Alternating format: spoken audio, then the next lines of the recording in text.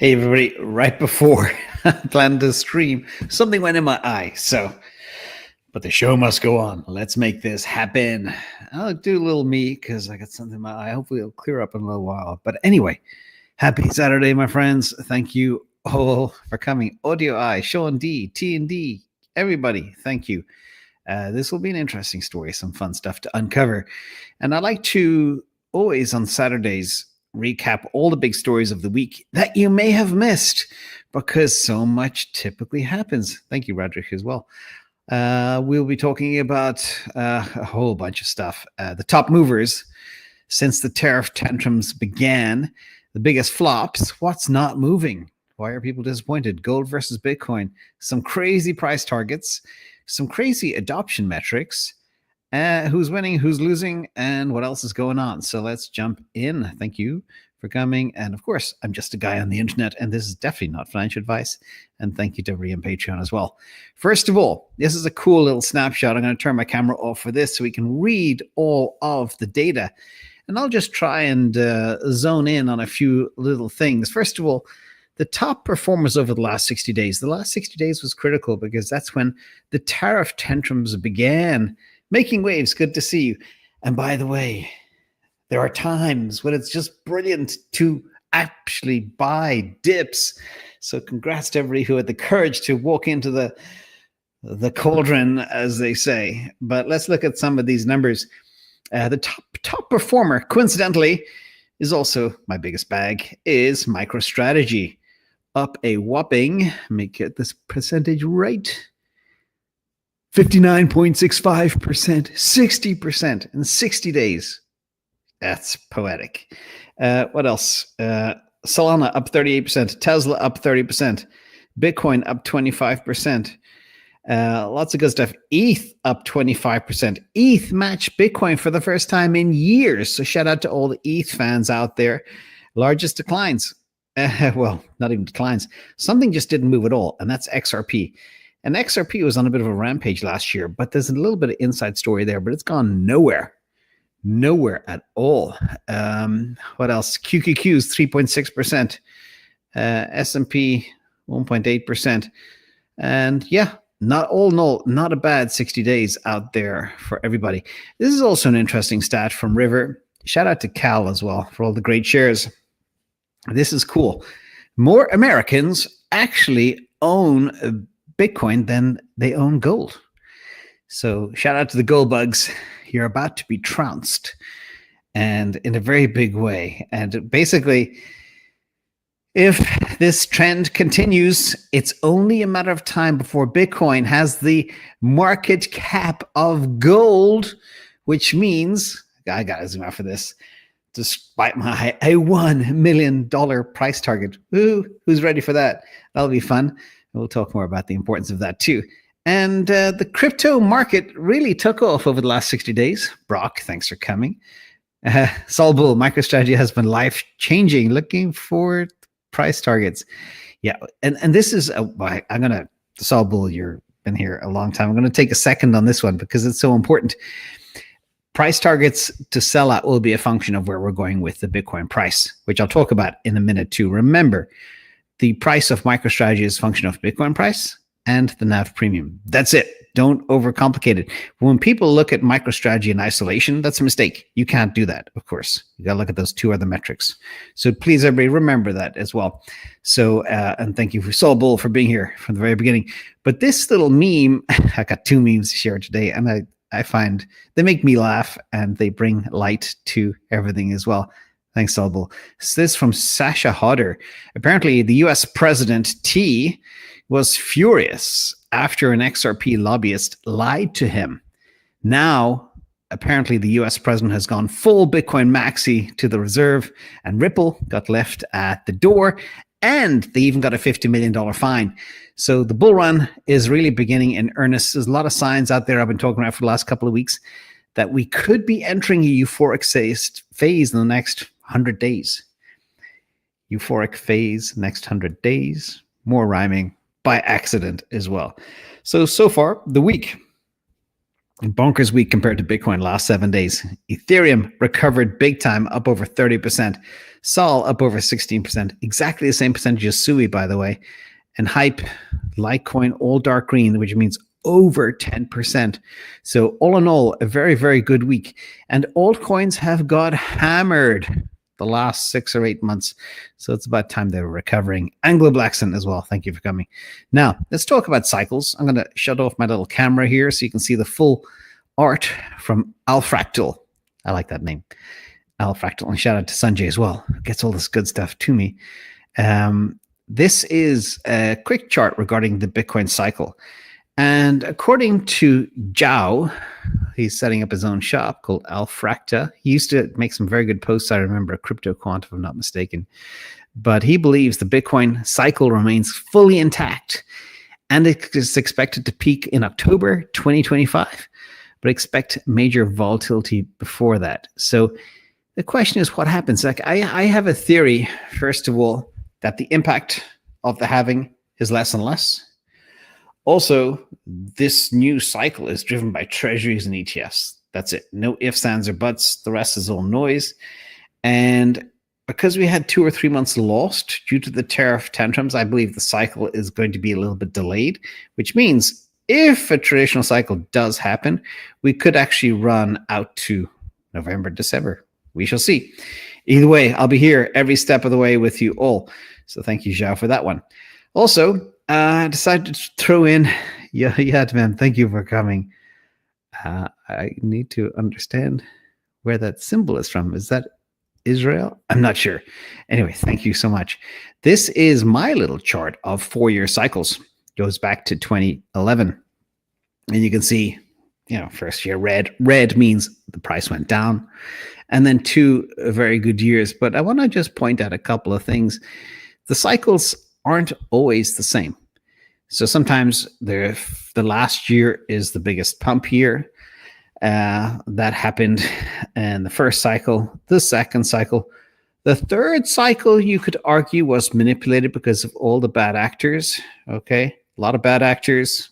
A lot of us were fooled and tricked by complete scumbags. But thank goodness there are laws, and some people have been put away for a long time. Anyway, the point is, all the bad actors that existed back in 2021 and onwards, you could argue that they cut the legs off the actual potential gains for Bitcoin during the time. And of course, the red is a bear market. Right now, we are in year 3 of this cycle, and it's pretty muted so far. We had a great, absolutely fantastic 2023. We had a fantastic 2024. And remember, mathematically, if you compound, say, a 50% return with a 50% return over a 2-year period, the results are absolutely bonkers. You take 60% to 80% or whatever. It's crazy. Again, Bitcoin is above $103,250 as I speak. The low of the market, the bear, was 15.5. So here we are, 6-7x so far. And there is more to go, I do believe. Ragnar as well, thank you. But this little tiny sliver so far for this year, quite small, quite muted. I think we have quite a bit of a ways to go, everybody. Not another 60%, but definitely another 20, 30% potentially. Now, let's check in with the top and bottom indicator. This is something we built in the bear. So we won't miss the top of the next euphoric phase. Okay, let me walk you through these colors. What I've done is I've overlaid the color chart, which is the top and bottom indicator, over the price chart, which is the blue line. And you can see per this model, we're still in the yellow zone, but it's peaked up a bit. And remember the 7 phases, okay? Yellow is middle of the road. Think of it like lukewarm tea. This or a neutral phase in the Bitcoin market cycle. And encouragingly, we see a little bit of that tail spike up. But what's really interesting is the last time we hit the orange phase, the price of Bitcoin was only 67K. Remember, this is a composite score of about 21 different on-chain metrics. And we have broken them all down and analyzed them in great detail and gave them a weighted score. So we know all the on-chain behavior that happens when things get frothy. For example, miners sell. whale sell, yada, yada, retail comes in, all that type of stuff. And so we can tell exactly what's going on. And believe it or not, from my video with James Check, he believes the on-chain metrics now are even more profound than ever because there's less supply, so you get much more signal from the actual on-chain data that's out there, despite the fact a lot of Bitcoin's been locked away in ETFs. Anyway, I'm rambling here, but this is all very important stuff I think about all the time.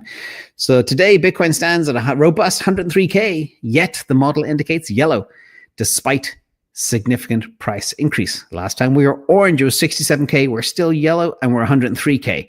That tells me we're going north. We're going to 120K plus, unless we get something bad happen. Could even be an awful lot higher. If the treasuries continue at the clip that they're continuing, I mean, I've been saying it now, you're bored of me saying it. Treasuries are it, like Toys R Us. Treasuries are it.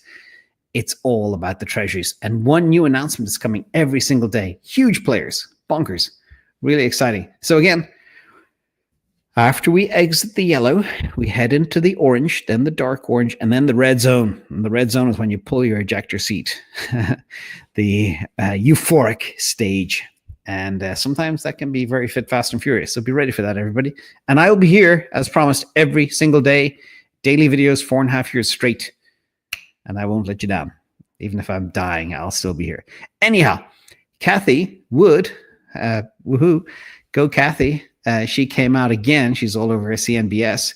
And she told CNBS that Bitcoin is headed to $1.5 million because it's taking market share from gold.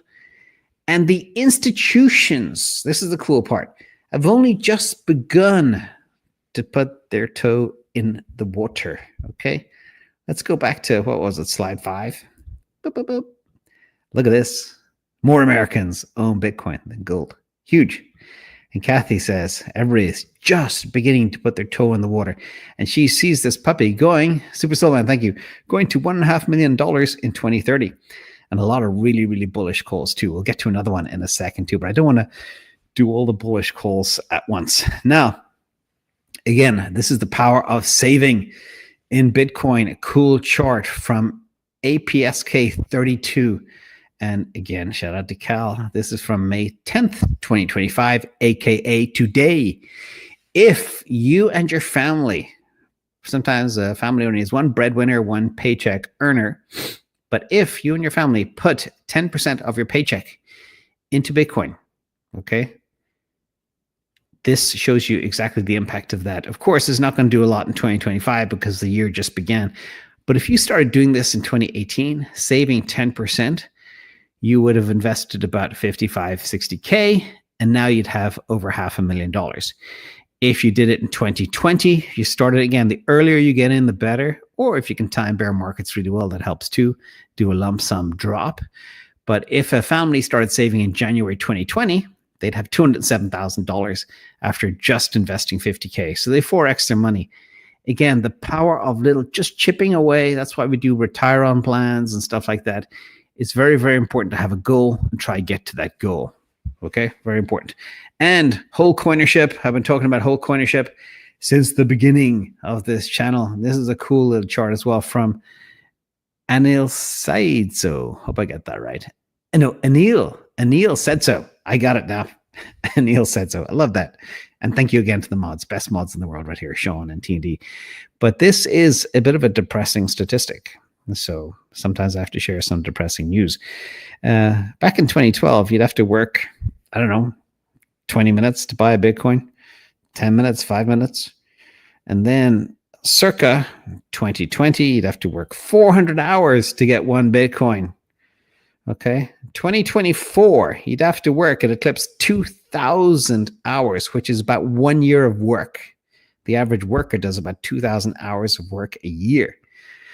And today, it'll cost you 3,300 hours of work to buy one Bitcoin, which is kind of depressing. KPM addicts. Woo. Thank you there in Ireland. Appreciate you, buddy. But think about that, 3,200. And I'm sure it's the same all over the world. It might even be more hours.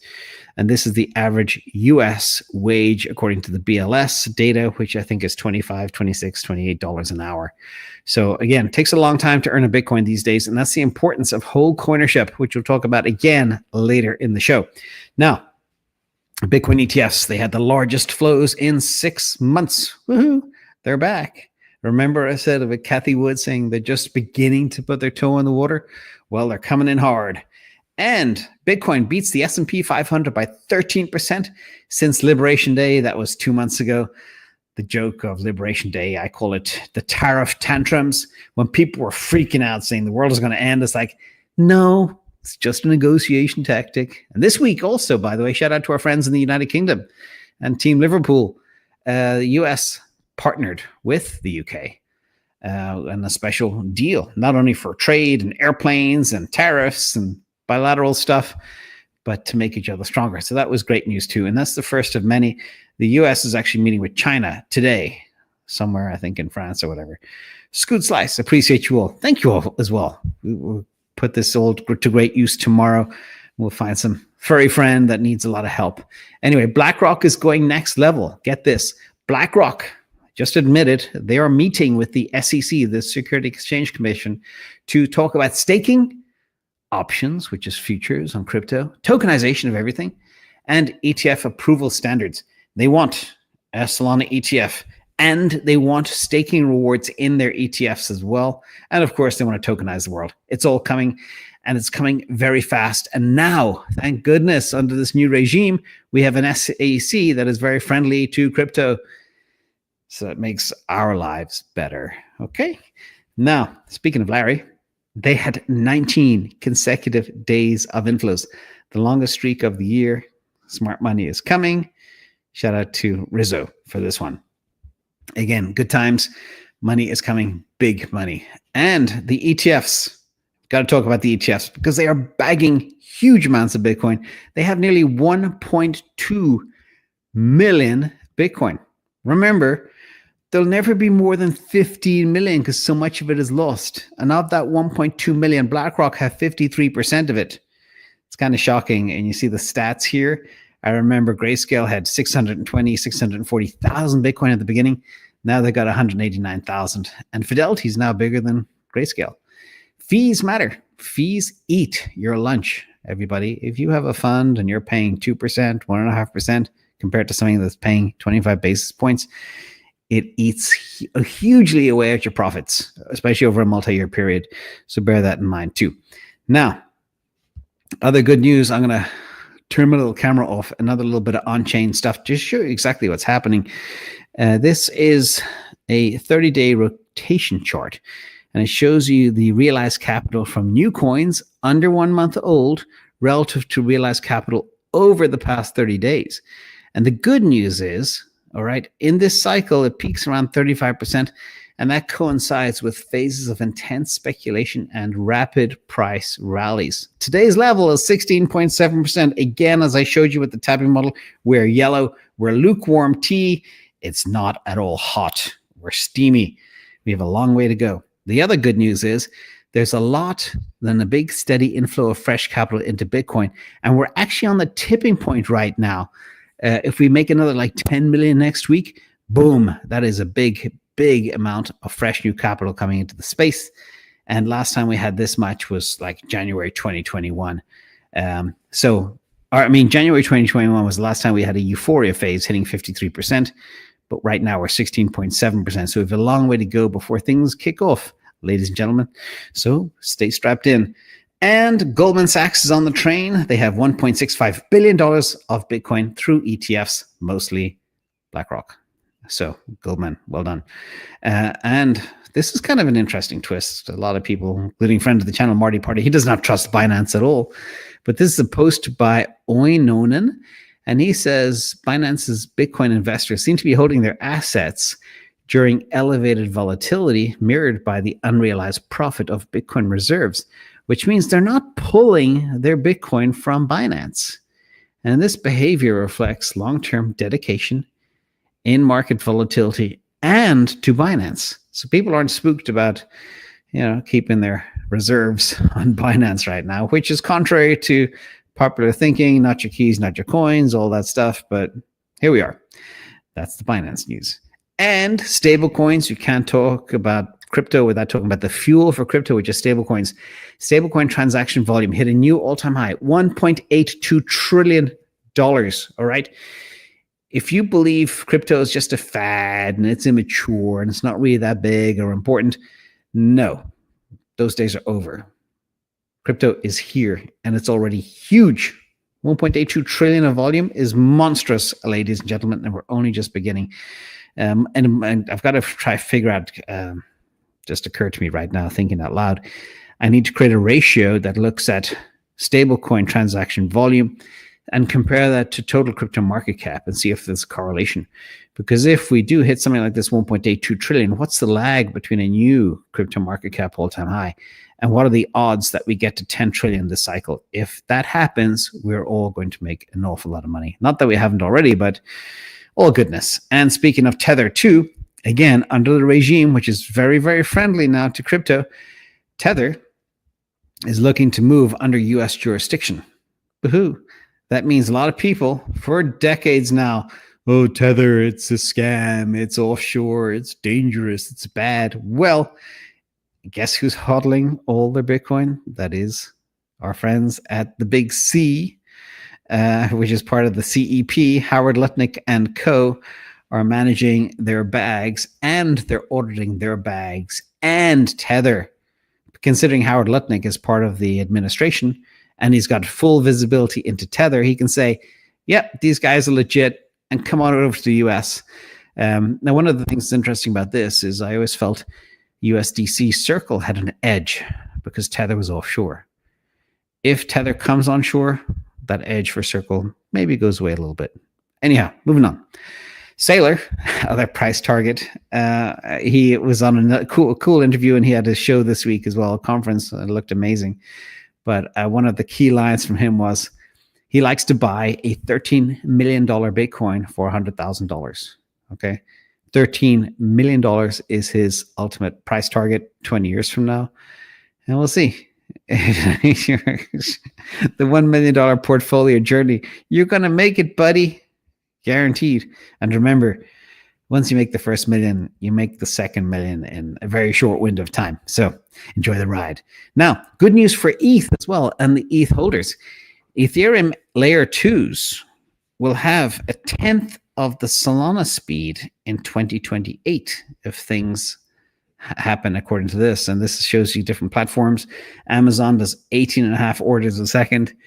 I know people that probably buy that much stuff every second. Anyway, PayPal 304, Visa 1700. Solana is 65,000, but Firedancer can do 1.2 million transactions per second. Ethereum L2 post Petra 420. Ethereum L2 projected 2027, 5,000 TPS. And then beyond 2027, maybe 2030, maybe 2040, who knows, 100,000 transactions per second.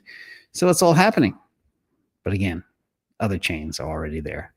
Now, other good news for Ethereum, though, got to be said. They had a huge pump, as I showed you earlier. From the bottom to the top, that thing is up like 36% in the last 60 days. And every time Bitcoin hit $100,000, Ethereum sadly didn't. It went down 4,000, 3,900, 3,700, 3,400, 3,000, 2,800, 2,700, and then all the way down to 2K. But it did bottom at 2,000 when Bitcoin hit 100,000, and it kicked off and added a very quick 20% in a matter of hours. I think it was in one whole day. It had a 25% day. So shout out to Ethereum and all the Ethereum holders. And it looks like in this market cycle, 2K is a pretty solid bottom as long as Bitcoin stays above 100K. So there's that. And Solana also had a great week as the top performing cryptocurrency among the top 10 by market cap in the past 24 hours. Of course, yesterday I did a video on Solana yesterday morning early saying it is stupidly undervalued, but hey, that's just me. And I just use data. So enjoy the video. And this is another interesting thing. This is the tipping point of centralized exchanges versus decentralized exchanges. For the first time ever, at least that I have been aware of. On-chain liquidations for Solana surpassed liquidations on centralized exchanges. Now, the problem was, Solana's been weak for months and months and months. And then it took a huge spike. And all the people that were short got liquidated. The short liquidations on the native on-chain purpose exchanges were 47 million, surpassing 31 million in Sol short liquidations on centralized exchanges. Okay. The DEXs are doing everything. That's why firms like Coinbase are extremely nervous. And speaking of Coinbase, I love the way I can weave a tapestry. Coinbase considered Bitcoin treasury, but said, nah, don't want to do it. No good. They considered investing in their treasury in Bitcoin, but decided against it. And again, per Bitcoin historian, this will go down as a historic mistake. Very sad for Brian Armstrong. He should know better. So we'll see. Anyway, Tesla, they are ramping up their semi-truck and they got a new customer. Remember, there's some of the top food delivery. US is big on food and eating a lot of food and stuff like that, but they also do a lot of food delivery. They work already. I actually drove by a Tesla Semi going up a big hill yesterday with Pepsi written on the side. It was a blue one. They also work with Frito-Lay and all the biggest food distribution companies. But now I think Cisco as well is the biggest, and second biggest is US Foods. And they just got their delivery of their first Tesla semi-trucks. And these things are going to sell like hotcakes. They're going to make 50,000 of them a year. They're going to cost probably $350,000 a pop. They have the batteries to scale them, which is incredible. And watch for the space. Bill Gates, shout out to Bill Gates, who said this would never be possible. It's against physics. Yeah, good luck with that. Anyway, and no, AI is not dead. For those of you who felt maybe AI is at the end of the line, Taiwan Semiconductor, TSM, just reported April sales up 48.1% year over year through things like tariffs and nerves and the so-called slowdown in AI and chips. It's not slowing down, ladies and gentlemen, not by any stretch of the imagination. And final piece of news too. This is something that I've had a problem with for many, many years. U.S. stock buybacks are about to hit over $1 trillion, on track for $1 trillion this year, 2025. Now, as I say, companies that do stock buybacks just want to pump their own stock, and they're using their money because they don't know what else to do with it. The management doesn't have any confidence in their own ability to invest in it. They don't believe in investing in their people, in their management teams, in research and development, workforce expansion, long-term growth initiatives, new products, etc. They just decide to buy their own stuff back, which I think is very tragic. And that's why any firm that buys their own stock back, with the exception of NVIDIA, because they do it for a different reason, because it's cheap and they know it's going higher. But those like Apple that do it for 10 years straight, I think it's sad. They should really take that money and either buy Bitcoin with it or invest in research and development and innovation. Don't just buy your stock back. Anyhow, once companies do that for me, it's a bit of the kiss of death. And that's my own personal perspective. Thank you, Andy, as well. The Australians are here. And finally, I love this one. Meme of the day. Meme du jour. Wholecoinership for the win. $1 million isn't cool. You know what's cool? 1 Bitcoin. And there will come a day, ladies and gentlemen, when 1 Bitcoin is worth a lot more than $1 million. You've heard from Cathie Wood. You've heard from Michael Saylor. If you have one, keep it very secure, okay? Be very careful. Thank you all for coming, everybody. Hope you enjoy the show. See you tomorrow for the Q&A. And thank you to all the mods and chats and all the gracious people here from all over the world. It's so good to see everybody. See you later. Bye-bye.